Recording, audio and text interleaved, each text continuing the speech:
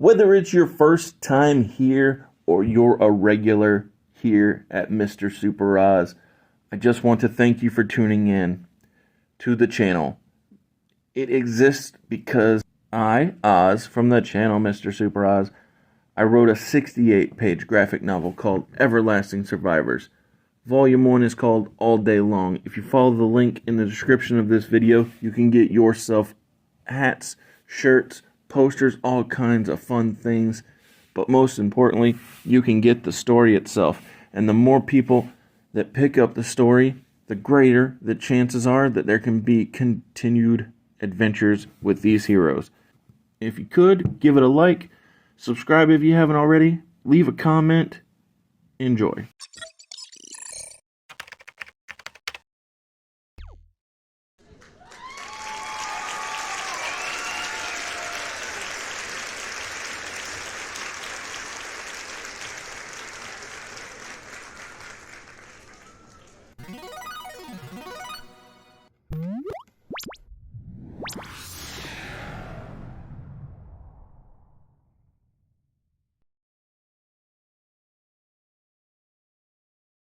Just like with the importance of Bash the Beach and the love that we share for Halloween Havoc, I could not let Starrcade go. As a matter of fact, I didn't even book Vengeance Night of Champions, or Vengeance, the unification match for the Wednesday Night Wrestling Remix. Because Starrcade is where Jericho beat The Rock and Stone Cold in the same night to win both titles. The only thing is, Booker replaced Kurt Angle in that said four-man situation. Tournament, yes. So, we open tonight's Starrcade with Cruiserweight action. So, Bishop Storm, Cruiserweight champion, he is defending his title against a man who overcame so many things just this past SmackDown. Want to guess who? The Hurricane. Yes, good job. Thank you. And so... took me a second. I got there. Yeah, so what happened is, on the pre-show, or on the build-up, the heat before it, whatever. So Steph says, Hurricane, you dealt with the XL Factor, you defeated Nunzio, and you had to deal with Hugh Morris and Bull Buchanan. Yeah. What a crazy night. Yeah, you had a crazy night, but I'm going to reward you with a Cruiserweight Championship match against Bishop Storm. Don't ever say I didn't do anything. Right? Exactly. Well, and the beautiful thing, and I don't know if you noticed this or not, but Stephanie, in my booking, is always babyface unless Triple H is involved. Yeah, I have people. So the only time she is questionable in her motives is when her husband's involved. Fair enough. I like that better than Streamy Hill, Pitchy Stephanie. Yes, absolutely. Works for me. So, the match is beautiful. It's what you would expect from Lance Storm and Shane Helms. Yep. Two stellar, great wrestlers. And then, of course, sadly, bad things happen, as they do. Yeah.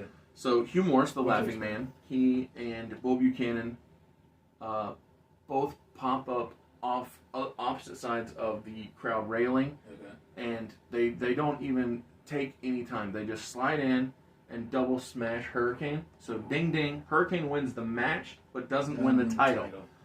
And so Bishop Storm rolls out of the ring, grabs his title, and books it to the back. It was like, see you. Yeah, don't need none of that. And so with that, Hugh, do you remember what his finish was? Hugh Morris? Mm-hmm. I'm pretty sure it was called No Laughing Matter, but what was the move? I don't know. I'm about to say the actual execution of it. Yeah. So my point is, though, whatever his high impact, his go-to maneuver is, I don't remember. But the thing is, whatever he hits that takes down the Hurricane and leaves him down will be what then leads to Bull Buchanan throwing Hurricane over his shoulder and hauling him to the back. Gotcha. And so with that, we move on to the next match, the second match of the evening, that being XL Factor of A-Train, Big Show, and Justin Credible, taking on Funaki, Tajiri, and Jeff Hardy. 5-star squad right there. I can see it. So, much like how these this hooligans, these a-holes, if you will, Yeah. the XL Factor, much how they dominated and humiliated the trio on SmackDown. Mhm. They're going to do their best to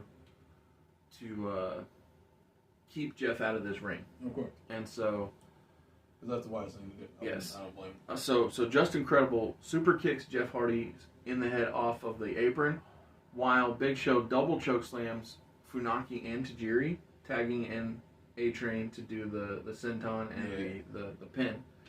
But this time he picks just Funaki and pushes Tajiri out of the way to clarify, hey, I'm pinning the legal man. This guy right here. Yes.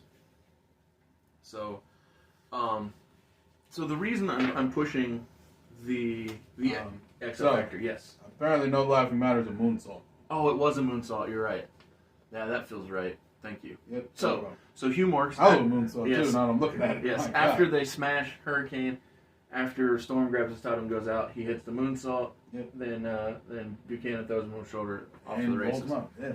All right. Cool. Good stuff. Yes. Sorry to so interrupt. you're good. You're good. Yeah, I was the one who asked for it. So so after that trios match, that 3-on-3 action, Of course.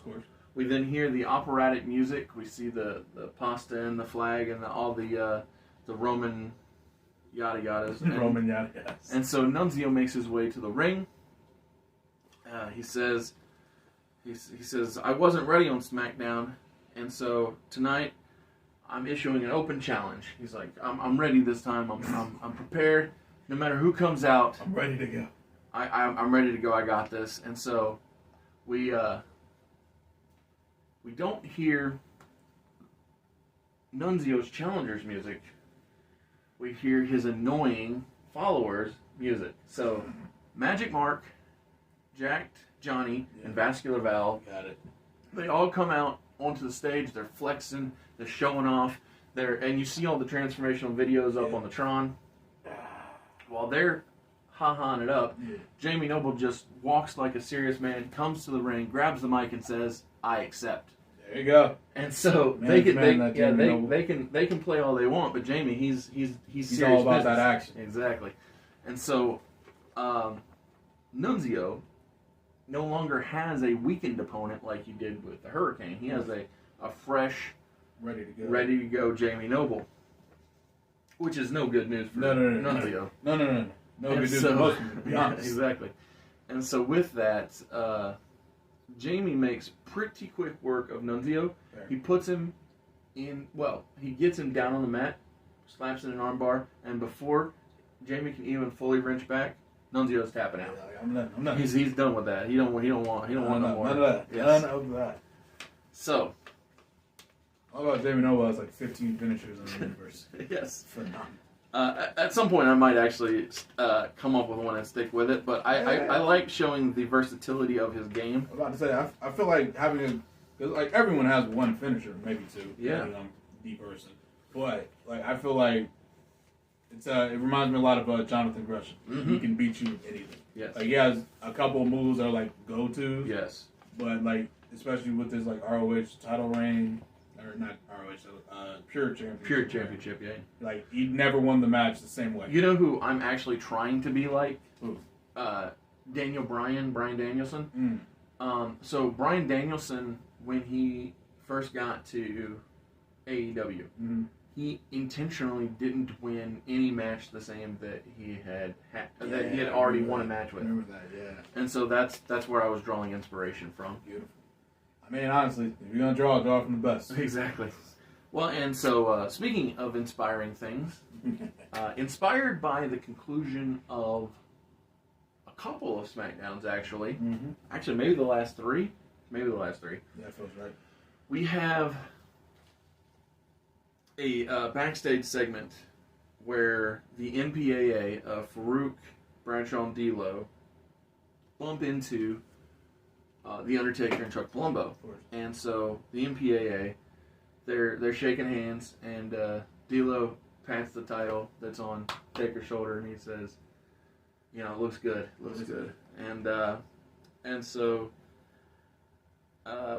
Chuck says to the guys, he says, "How about we all go out there tonight?" And they all shake hands and they agree that they'll do a 3-on-2 match tonight. Deadly Riders versus MPAA. Works for me. So, Big offense, man. oh, and so that happened in the back to set it up. But Cool. up next, we have the best first generation, that being Booker T, Scott Steiner, and Kevin Nash, defending their Team Extreme Tornado Championships in a tornado match against Matt Hardy, Shannon Moore, and Crash Holly. Those poor souls. Because they are out to get their titles back. Yeah. Which this is their second rematch. Remember, they had the first one the night previous after, one, and got solidly murdered. Yes. And so once again, it's a funeral for the Manitou followers. Well, be that way sometimes. Yeah, it was. But the thing is, I'm doing this because this is their second title defense, BFG. Mm-hmm. Whereas the Manitou followers only ever defended the one time, the time that they lost the titles. Yeah. And so, in less than 2 weeks, maybe 3 max, 3. the BFG have defended the titles more than the Manitou followers did the whole time they held them. Phenomenal. So yeah, beautiful stuff. At this point, we get the finals of the Intercontinental Championship Tournament, that being Chavo Guerrero versus Rey Mysterio. And so the winner of this match will be the new holder of the Intercontinental Championship that Eddie Guerrero relinquished in his elective ascension. And so a lot's on the line here. Yeah. So was Chavo justified in costing Rey and being jealous of Rey to begin with, honestly? Yeah. Or is Rey's stick-to-itiveness when it comes to doing the right thing the right call? Right. Well, it turns out Chavo was right all along. I can't believe it. And so Chavo Guerrero, he lies, he cheats, and he steals, but he wins and walks out with the Intercontinental Championship. Good for Chavo. Yeah.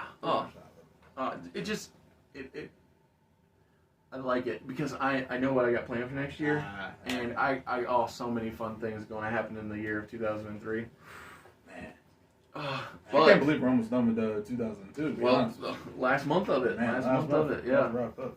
But man, that's a great way for Chavo to end the year, man. Well, can I tell you, the thing that I always hate struck me when I was planning 2003. Did you know that? Really? Yeah. So Chavo Guerrero goes and gets freaking hurt in the year of 2003. Lovely. So he gets hurt in April and doesn't come back until, I don't know, August or September, October, something like that. I know, something like that. I'm not gonna lie. Ever since we discovered these injuries, I feel like the Lolita injury was the catalyst. Oh, it was, yeah. And then we started realizing, oh wait, a lot of people are hurt. Whew. They just love doing that to us. Just the worst. Like Mark Henry, man. I was gonna do so much Push good him to work. the moon, dang it. You can be our first ever 2-time TV champion. Oh my god. I still haven't quite recovered from that. Yeah, I know that you had your heart set on that one. But yeah, so now that Chavo is Intercontinental Champion, it's time to do the 2-on-3, the handicap tag team match. It is the MPAA taking on, and minus Mark Henry, taking on the down one. Yeah, down one, taking on the Deadly Riders of the Undertaker, World Television Champion, or AEW Television Champion, I mean, and Chuck Palumbo. In this match, Chuck Palumbo scores the victory over D'Lo Brown. I love you, D'Lo. I'm sorry, but unfortunately, D'Lo is on his way out the door. So he's that guy who can take the L. Yeah. So that only leaves 2 matches left on this card: Hogan Rock 2 and Eddie Guerrero versus Triple H for the Undisputed Championship. Hell of a last 2 matches. So we do Hogan Rock 2 in the semi-main because they got the main event of WrestleMania 18. They don't need 2 main events. And The Rock won at WrestleMania as a good guy. Yes. Even the crowd didn't think he was the good guy. I mean, semantics. Semantics. And so here in the semi-main event, Hulk Hogan wins as the good guy. Even though he's kind of not really a good guy. That's okay. I can't believe it. Storyline. A bad guy? Yes. Crazy. So, but it's time for the actual main event, the thing that was all built for, the thing that was teased in the last episode of AEW Pop-In, and that is Eddie Guerrero challenging for the Undisputed Championship in the main event of Starrcade of 2002.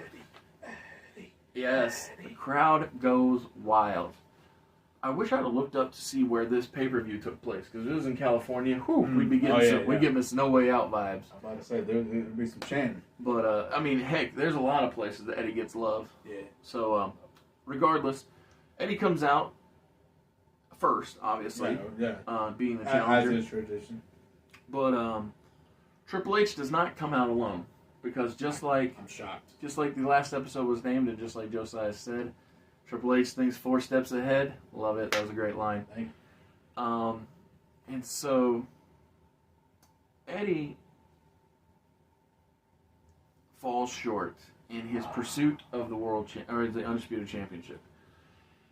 The Undisputed Championship, the World Championship. What's that? The Undisputed Championship. Yes, exactly. It is. It's the top title. Yeah. But he falls short in his pursuit, and he kind of falls short in his overall goal. Yeah. So Chavo looks to be the one who was in the right at the end of the night. Yeah. Because he has gold and Ray and Eddie have nothing. And so we kind of end Starrcade, not kind of, we end Starrcade on a downer. Yeah. So, Evolution shows off the title, they play around in the ring, Eddie makes his way up the ramp, and he is confronted by Chavo holding the title. Just gonna slide in Dave Bautista, hoist Triple H up on his shoulders. Yes, genius. Yes, I like it. And then I'll slide back out, continue. I'm good, I'm done.